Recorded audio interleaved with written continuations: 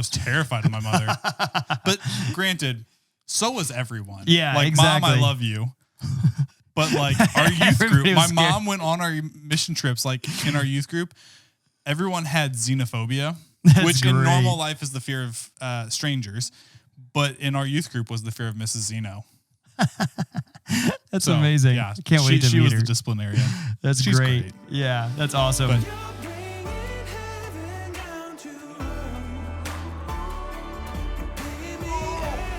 But, okay, Grandpa.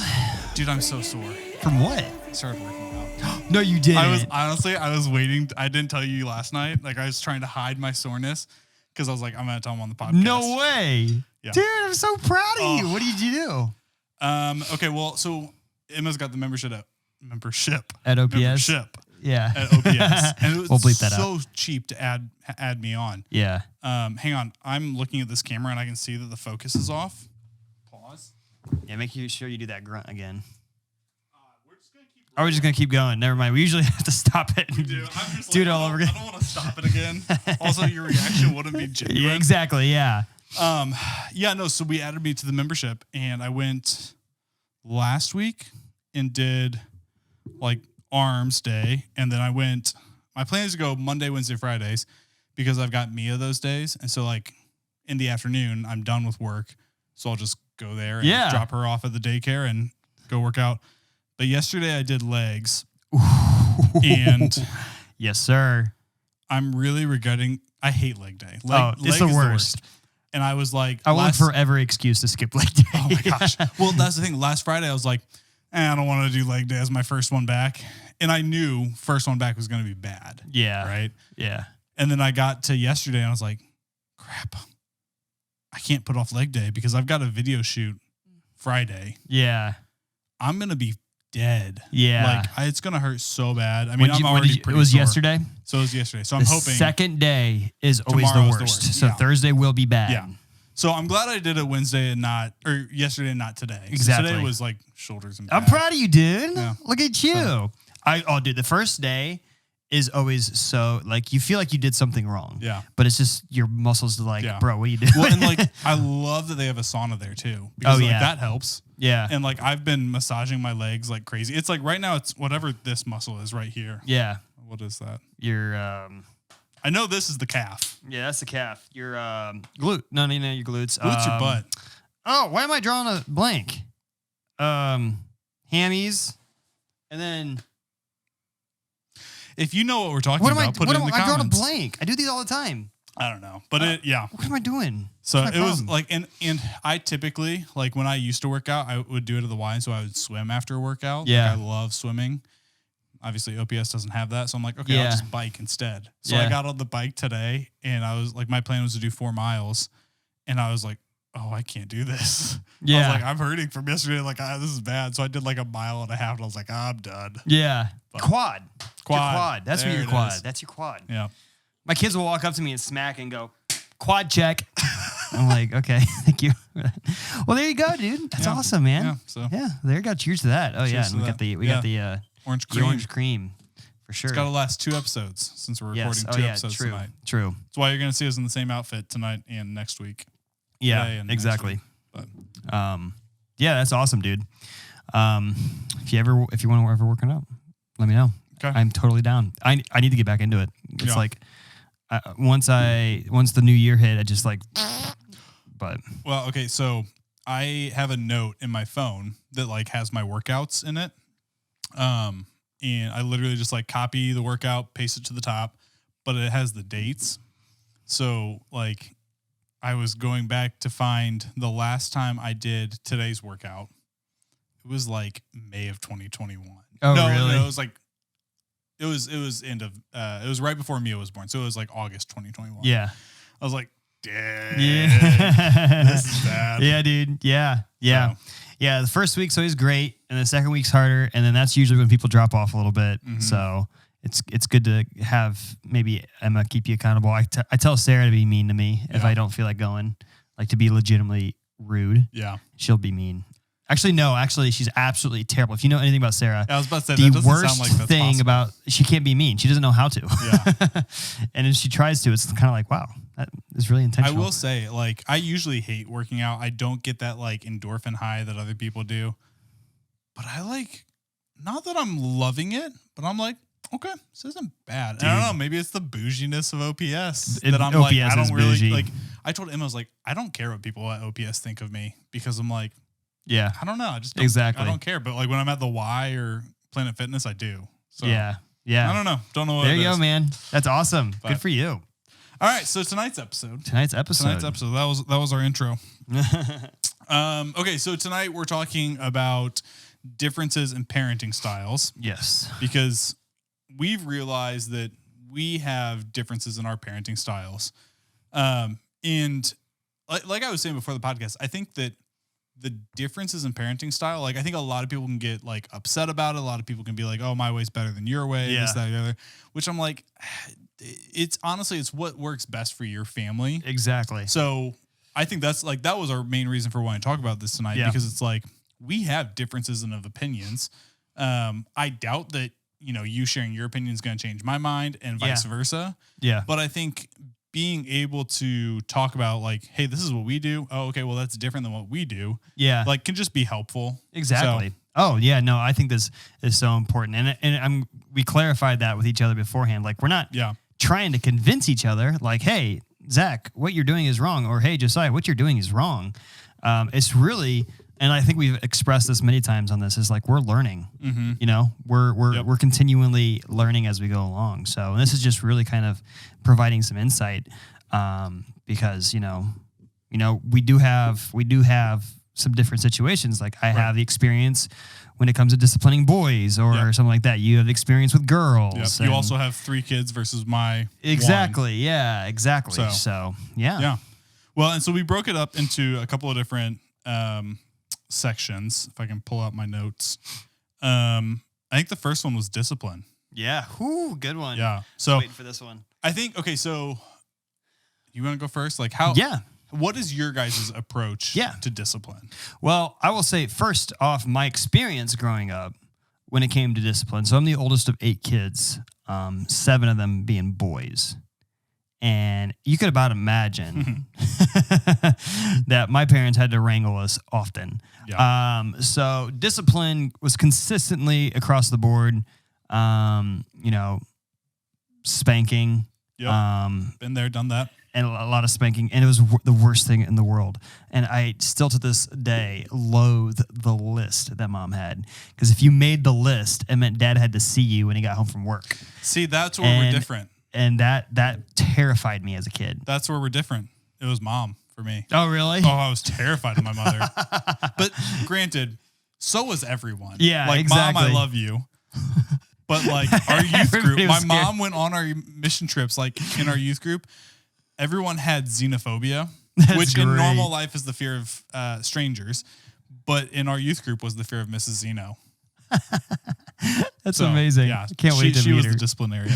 She's great. Yeah, that's awesome. But anyways, continue. But and you know, to this day, it's I don't see my dad, like I know my dad loves me, and he did it because he loved me.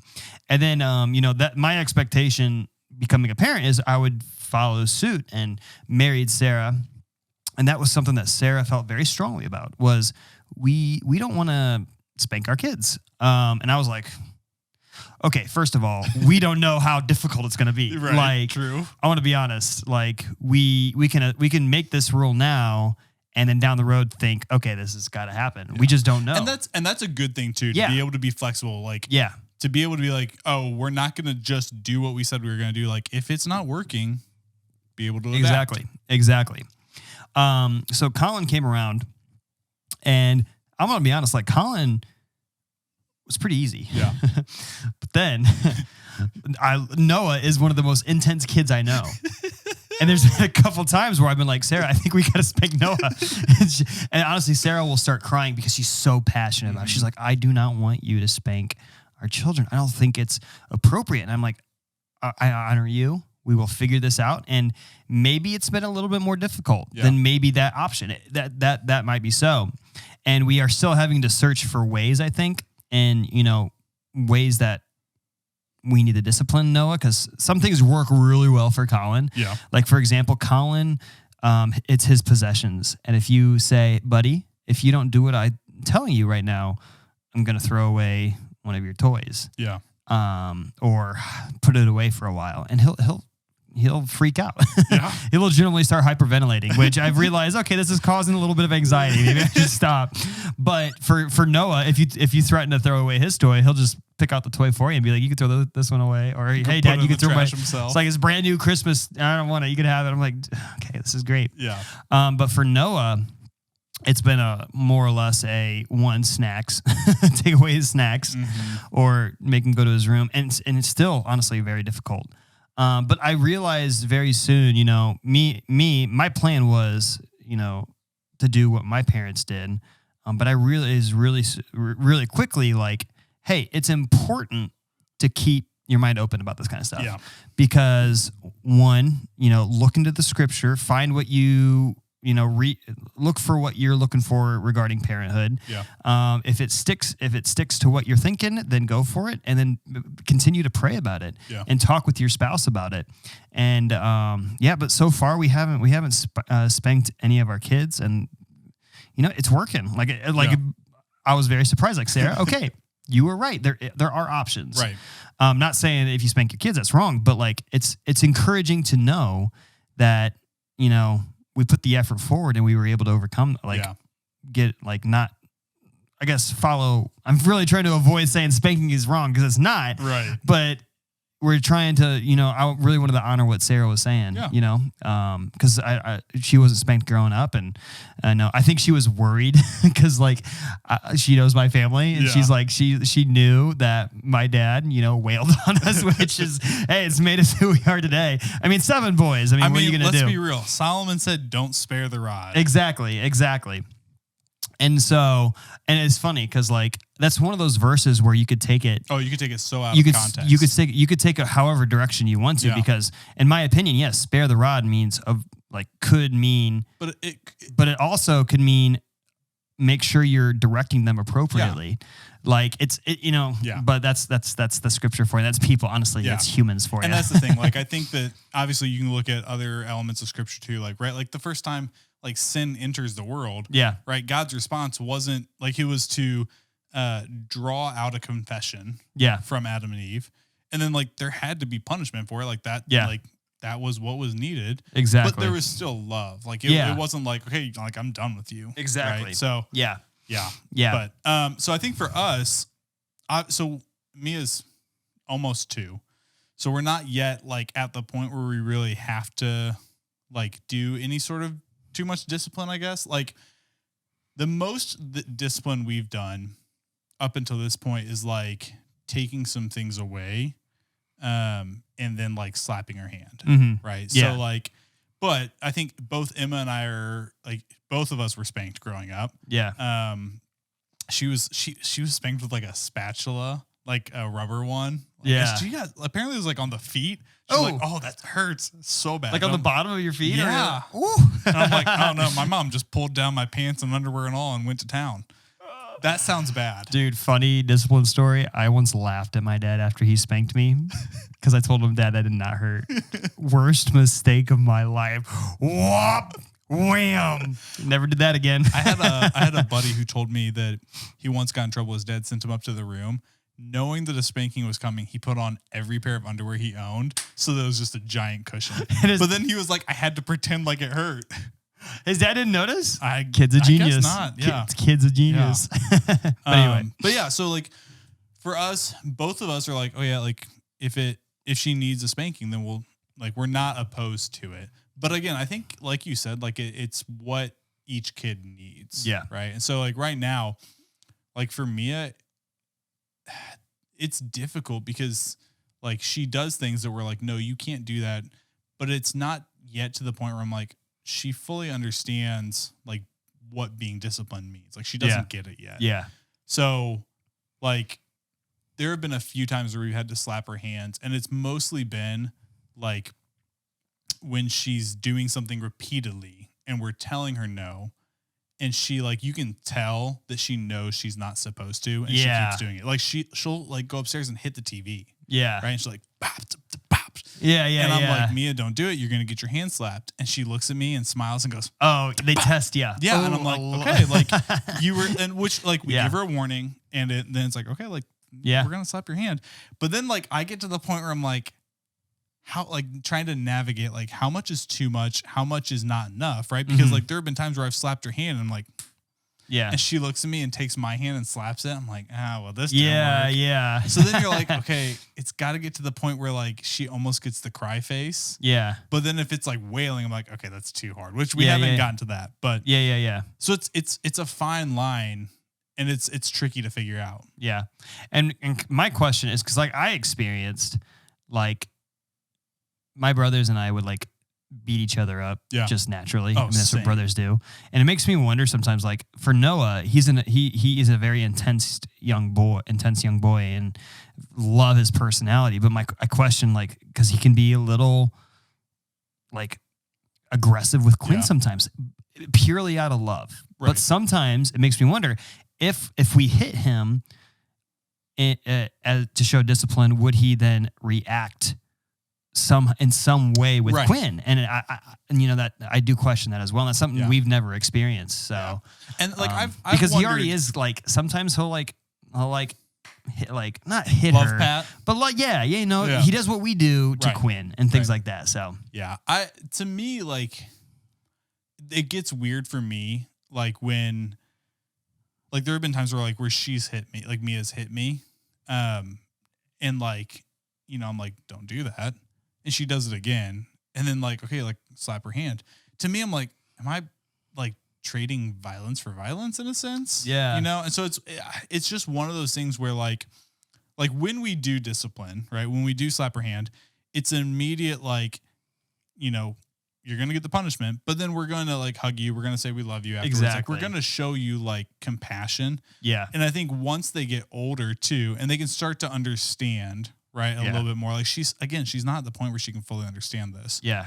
Like then there's an element of like, I want my kids to be able to confess like what they did. Like, and so like in the same way that, you know, God tried to draw it out of Adam and Eve, like if that's what it takes, like for me, it's like, I want my kids to be able to say like what they did wrong, be able to understand what they did wrong.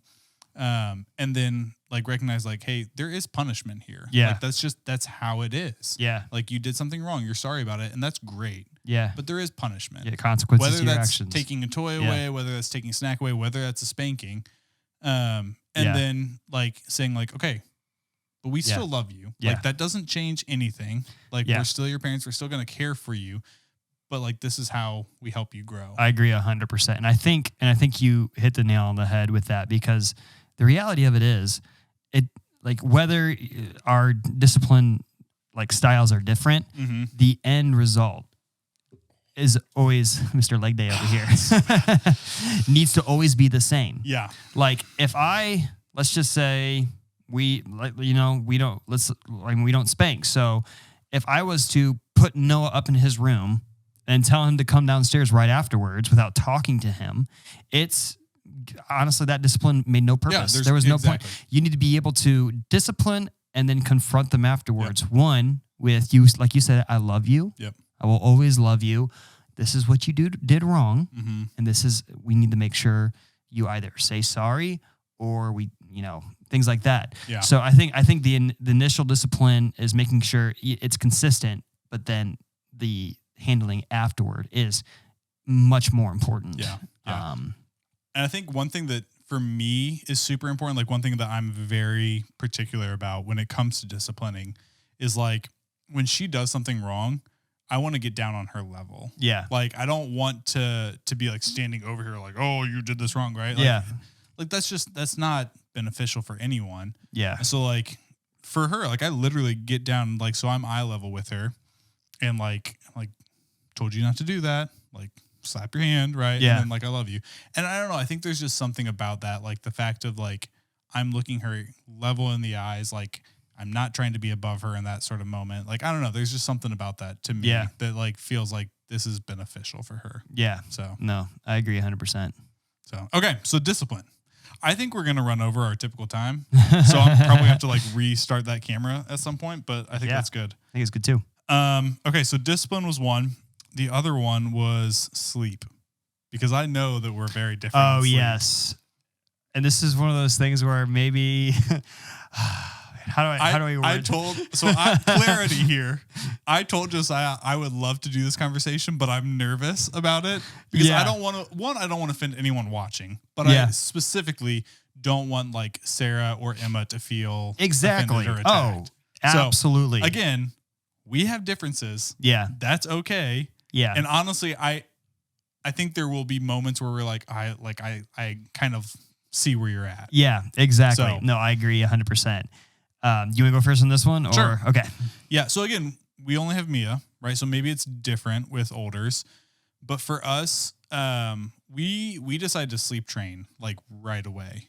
So I think it was maybe a month. I think Mia was in our room for a month. And then we put her in her own room, in her crib.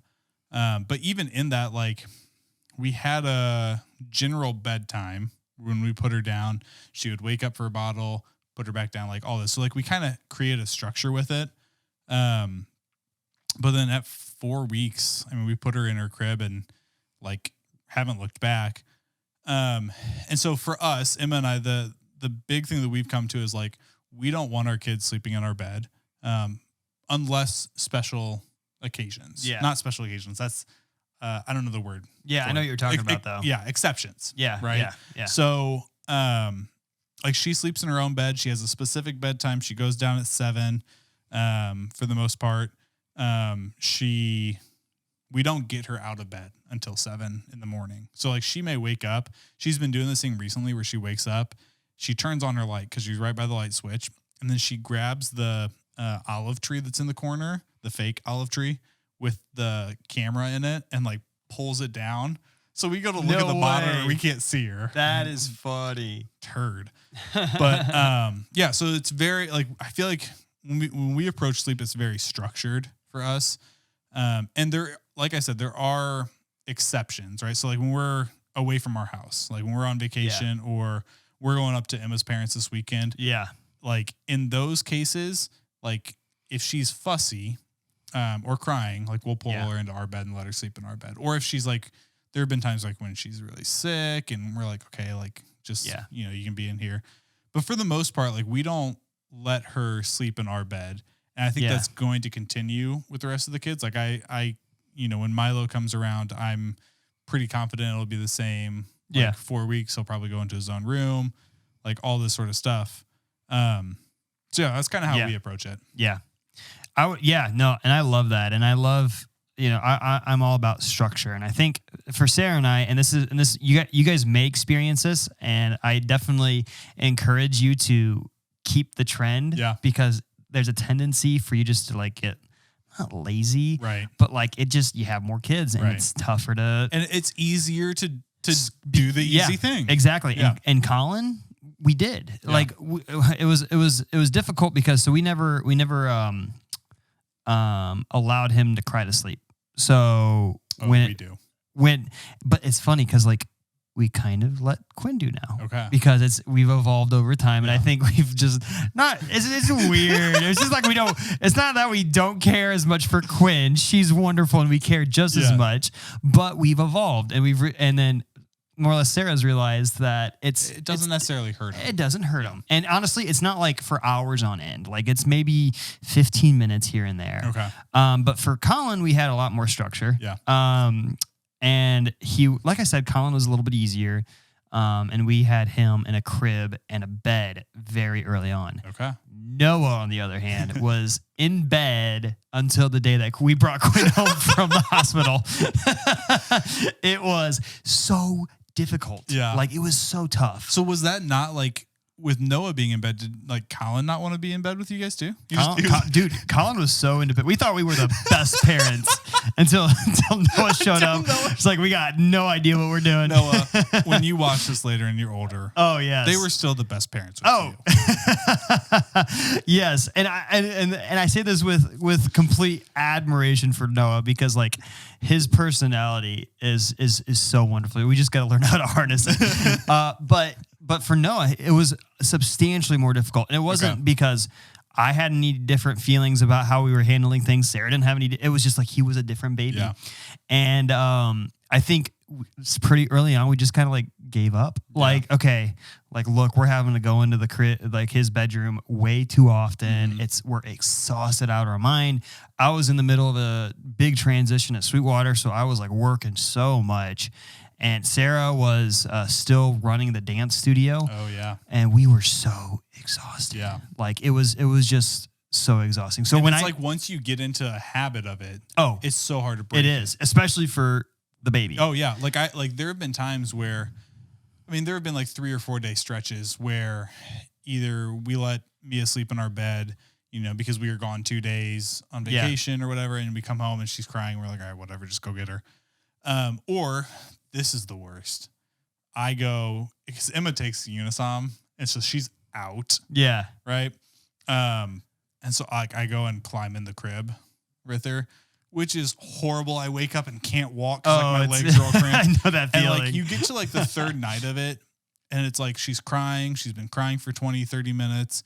And I'm just like, yeah, I'm not getting in that crib because I know if I do, she's going to start to expect it.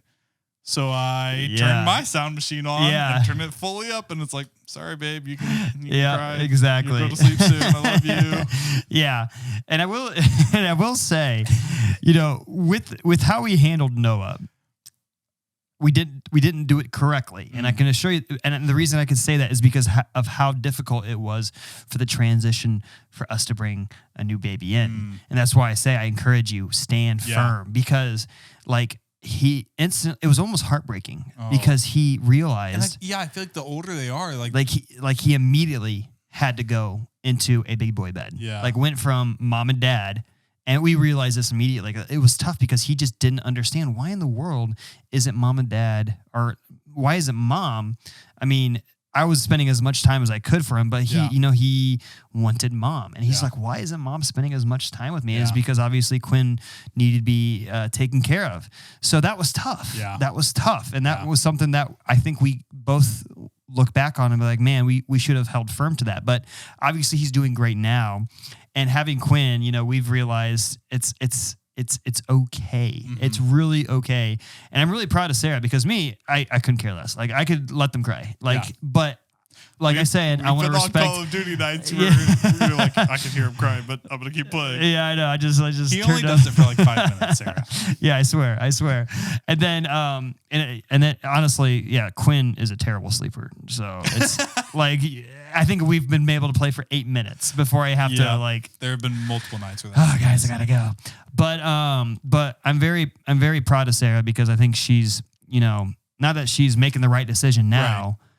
Compared to in the past. But it's one of those things where she had a way that she expected to do it, and now she's kind of shifting. Yeah, exactly. That's again, that's growth. Okay that's great. Switch. For me, that's growth. Yeah. That's I see that as growth in my own life. Yeah.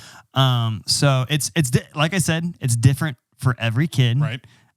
It's just so important to make sure that you and your spouse obviously are on the same page. Yeah. And dude, trust me, you don't want one spouse disciplining differently than the other spouse. Yeah, no. Or handling bedtime differently than the other spouse because like things are gonna it's heartbreaking, but kids are gonna ask for one parent compared to the other, which is I don't like it, but it happens. Yeah. It happens. Yeah. So I'm with you. Yeah. The only thing I'm nervous about is Milo coming home and like because I get very like the reason why Mia gets to sleep in our bed when we're like vacationing or at someone else's house because I don't want her to wake other people up. Yeah. So that's the one thing that I know is going to be a struggle. Like I hear her crying or I hear him crying. I'm not going to want them to wake each other up. Yeah. So that's where it's just going to have to be figuring out how it works. But I'm going to reset this camera because I can see the countdown. Hurry. There's the thumbnail right there. It's a big picture of Grandpa Zach's face. I was very inspired by Ethan a couple weeks ago. Ethan, his long-term goal, wanting to be able to play with his grandkids. Yeah. I just want to be able to play with my kids. Hold a camera on the all-day shoot. You don't want to be shaken when, exactly.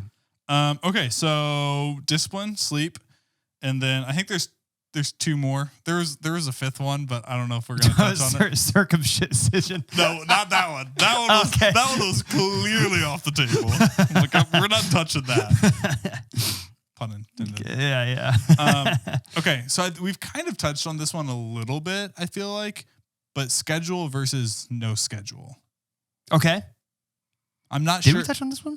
I mean, kind of. Like at least I mentioned kind of like with her sleep schedule, but Gotcha. even like. So, for example, with Mia, when she came home, we had a pretty clear schedule as to like when she gets fed. Gotcha. Like wakes. I can't remember how it went. Now that we're 2 years past it, which is a bad thing because we're coming up on it again here soon. Yeah, I'm sure Emma will tell me. But like we had a very clear schedule about when she eats, how much she eats, at least from a bottle, obviously. Breast milk is different. I don't know how that works. Is it really? I mean, I don't know how much they get at a certain time if they're on the boob. Yeah, I don't know. I have no idea. I mean, I'm usually asleep. Yeah. That's a different conversation. But so I think we were pretty scheduled with Mia. Yeah. When it came to eating, feeding, sleeping. At least when she was a newborn. And even now that she's a toddler, she has a pretty clear schedule too. Like I said, she goes to bed at 7, she gets out of bed at 7. She wakes up at 6. She has a nap at noon, and if she's supposed to go till 3. If she wakes up before 2, she's in her crib until 2. So it's you're in there for 2 hours. Yeah. And then she goes to bed at 7. So I feel like we're still pretty scheduled when it comes to her. Yeah. Obviously there's flexibility in there. But for sure. What do you guys, because it's different. You guys have 3. Yes. Yeah. Scheduling. And like I said, this kind of goes back to the whole, first is, you transition. And for Colin, things were scheduled. I mean, you only had one kid to take care of. So it was a lot easier to handle that schedule. And like I said, Colin was an easier baby. And then, have it a second and then a third. It's not that, it's not that you get lazier, but you really got to be able to transition and realize hey, I've got to be able to do things differently on the fly. I am unable to be scheduled as I want to be. With Noah, the moment that Noah made it very difficult to go down for a nap, we just quit giving him naps. I can put him down easy, not a problem. Sarah can't. Yeah, he won't listen to Sarah. Yeah. It's a 2 and a 3-year-old thing, obviously. But so we decided, okay, if you don't want to take a nap, then that's fine. And honestly, it might have been a little rough, but now he sleeps through the night, sleeps for 12 hours and wakes up in a great mood. And I think a lot of it is we have this idea of implementing our schedule onto our kids sometimes, but the reality of it is dude, there's a possibility that they're going to be tuned a different way than we want them to be. 100%. And for us, it was so important just to make sure we were approaching everything from for an open mind. Colin took naps a lot longer than Noah did. And the moment that Noah was done, he decided for himself, I'm not taking any more naps. Yeah. And instead of being you are taking a nap, it's okay, what can we do to implement some quiet time for you to be able to decompress and things like that. So for an hour a day, Colin and Noah will go into their bedroom and they will color.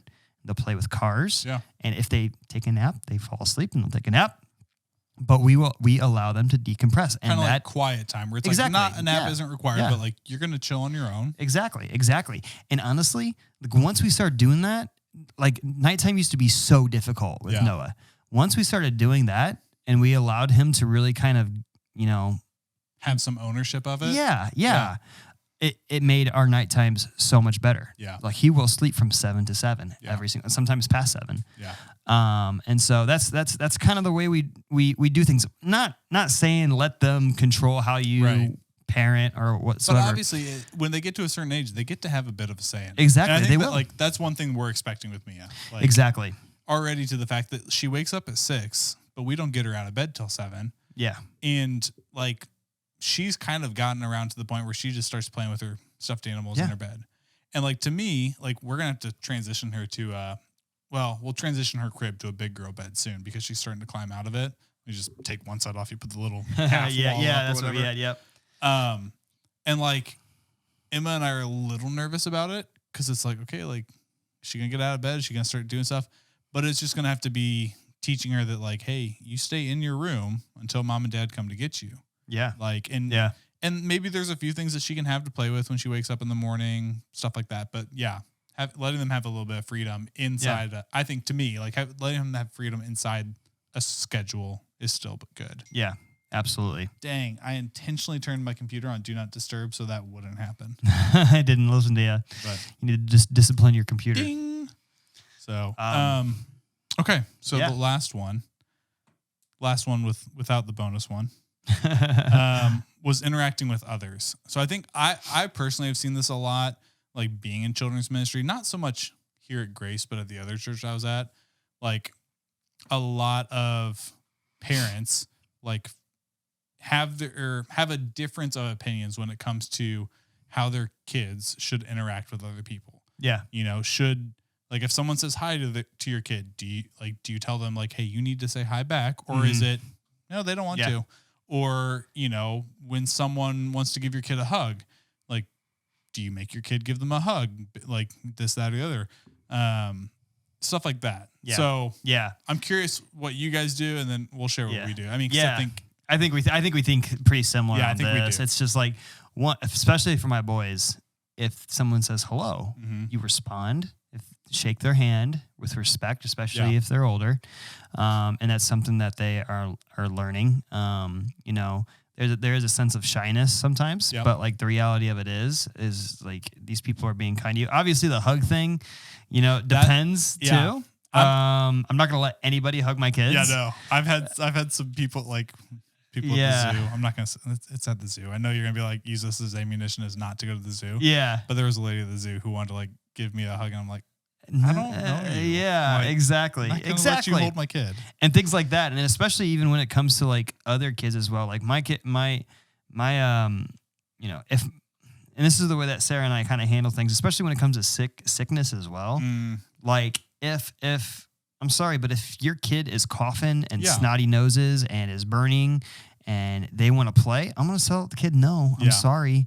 And I'll, if the kid doesn't listen, I'll tell my kids, hey, they're sick. Let's take a step back. And then, and that's happened with like some neighbors where we've seen situations where like, oh my gosh, like this kiddo is sick. Let's make sure we make our distance, create our distance. And so I think it's important to have situational awareness, instilled into our kids, understanding what's appropriate and what's not. Yep. At an early age. Yeah. Obviously, my goal is to raise good humans, Yeah. good, responsible, respectful humans. And I will train them to do so. But the reality of it is, this world is a crazy world, and you cannot allow them to have this ideology that you can just trust anybody. Right. So yeah, that's at the kind of same time, you don't want them to like. I'm with you on that. At the same time, I don't want my kids to be like, oh, I'm doing what I want. Yeah, exactly. Exactly. So, yeah, I think we're very same boat. Like, people say hi to Mia, we get her to say hi back. Even if it's just a wave, right? And like there is sometimes where she's looking at people and I'm like, so I grab her hand and make her wave. Yeah. Because it's one of those things where it's like, that is no effort. That's like, it's not hard for you to say hi back. Yeah. Like that's just common decency. Exactly. In my mind. But yeah, if like for us, like if there's someone who wants to like give her a hug, like that's up to her, man. Yeah. Like I'm not going to force my kid to hug you, even if it's like you. Right? Yeah. And I don't expect it from your kids either. Yeah. Like Colin, for example, like I can pick up Like he'll give me a hug. I know that Noah's not going to let that happen. Yeah. And I'll get a high five from Noah. And that's the only reason he's hugged you is because he thought you were me. It's happened a few times. When he did, he goes, he like panics internally. There have been 2 other times, and it was when he needed me. It was like when he needed to get off the trampoline or off the swing set. That's fine. Hey. And he was like, fine. But it wasn't even a hug. It was more like, all right, I'll pick you up and put you down. But yeah, I think there's an element of it. Like, I'm not going to let you be shy. Like, I'm not going to let you use shy as a excuse. Yeah. But like, if there's someone that, you're not comfortable with interacting in that way, that's fine. But you still do need to be respectful. You still do need to be interactive. At least that's how I approach it. Yeah. No, My I other agree. question with it is because I think your boys are old enough now where they can talk. How do your kids like address adults? Like, what's your guys' thought on like, what do they call adults? Yeah. Oh, it's easy. Well, everybody just calls you ZZ. It's true. Like you're just ZZ or Zeno. ZZ or Zeno. Yeah. Which, if you're okay with that, which you were okay. I'm totally fine with it. No, I hate it. I think it's a little different for me because I'm the children's pastor. Yeah. Ministry director. Yeah. Not pastor. Director, sorry. Whatever. Remember the title. I don't know. Remember the name. But yeah, like what do you do? Yeah. It's usually a Mr. or a Mrs. Okay. So it's for Steven, it's Mr. Steven. For Ryan, it's Mr. Ryan. Miss Laney. Yep. Miss Audrey, things like that, Miss Emma. And I think that's honestly how a lot of the kids respond. Mm-hmm. I've seen, especially at Grace. Yeah. But that's just the way that we've always felt like that's appropriate to respond. And here's the deal. Like, I don't think it's inappropriate for like kids to come to me and say, "Hey, Josiah." Like, that doesn't bother me. It doesn't bother me. For some people, I think it would be like, if the parent wants their kid to address somebody differently, then that's fine. Yeah. But it really doesn't make too much of a difference to me. Yeah. But I think I'm the same. Like, I don't care how kids address me. I mean, I've had kids who've called me Zacky Stinky Butt. And it's like, all right, whatever. It's our cool nickname. That's kind of dope. Yeah. No, it was like my mentor out in Ohio. His kids, they first called me Mr. Zach, and then it was Mr. Zacky, and then it was Mr. Zacky Poopy Diaper, then Mr. Zacky Poopy Butt, and then it was just Poopy Butt or Poopy Diaper. But it was at the point where I'm like, we're all like, yeah, this is endearing. Don't give Colin the idea. That's 100% what he would call you. Oh, 100%. But yeah, I think for us, like, it'll be, Mr. Josiah, Mr. Ryan, whatever. But I bring it up because I know like my family was a little different with it than like Emma's family. Like, I remember when I started dating Emma, like Nino asked me to call him either Pastor Nino or Mr. Grisco.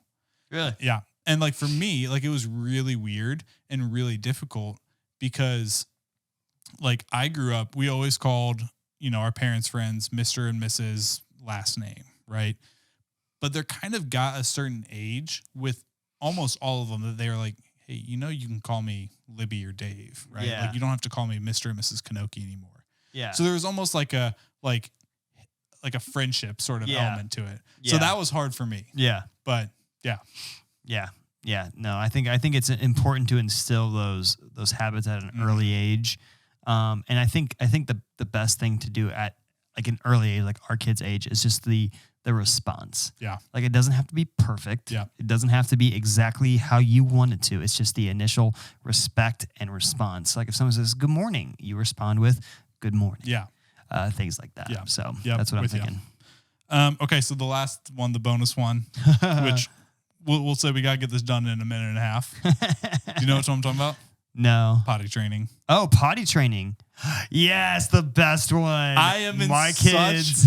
disagreement with you on this, and I will stand my ground on this disagreement. My kids are animals. They walk around like a nude colony, bro. Well, okay, your boys, though. They're boys. Oh, maybe it'll be different with Quinn. It was, yeah, I think it would... It is going to be 100% different. I am not going to let my daughter... and that's probably what it is. I think, too, because of your boy's age. Yeah. Right. Like it's just, there's a difference there. So I question. So the reason you're so against it, is it because you don't want to get home from work and see a pile of poo on the ground, or is it just like them walk around naked? It's just like okay. So there's a few reasons. So my sister-in-law Selena, I love you.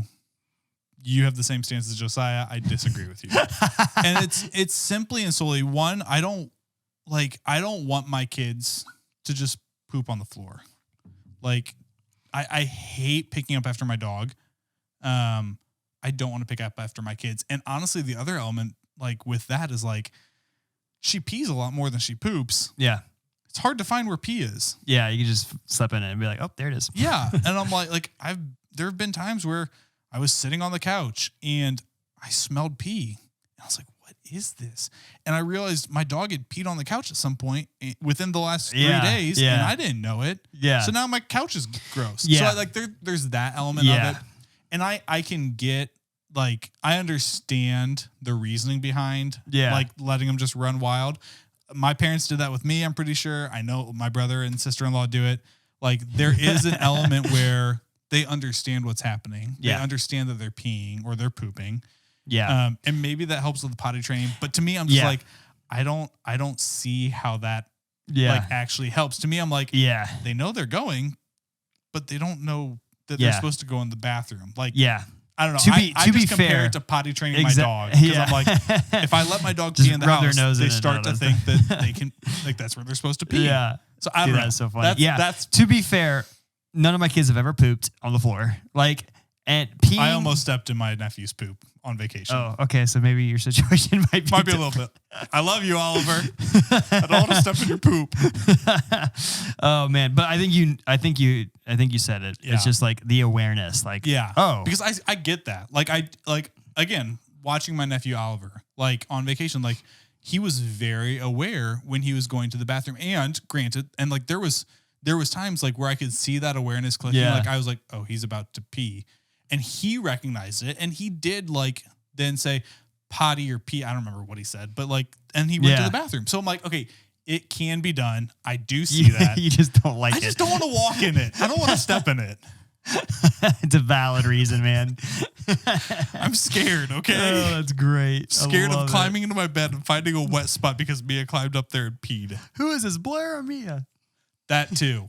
Like, we get very mad when Blair does it. Yeah. So I'm like, would it be one of those things where like we're blaming Blair or we don't know who it is? I don't know. So anyways, to me, I'm like, we're just going to try and not go that way. But there you go. I like it, man. All right. So again, good combo. There's differences. And I think there's things, like I just said, like with the potty training, I think there's things that we can see that are beneficial on both sides. Like, I love it, honestly, when Mia's in our bed. Yeah. And she's cuddling me. Yeah. And I would love it if, there were times where she would just fall asleep on me when we're out. Absolutely. But because of how we've done it, that's not going to happen. Yeah. So good stuff, man. Yeah. All awesome. right. Well, that's tonight's episode. Catch you guys next time. Don't forget to like, subscribe, comment what your opinions are. Yeah. Cool. All the fun stuff. Sweet. Bye. See ya.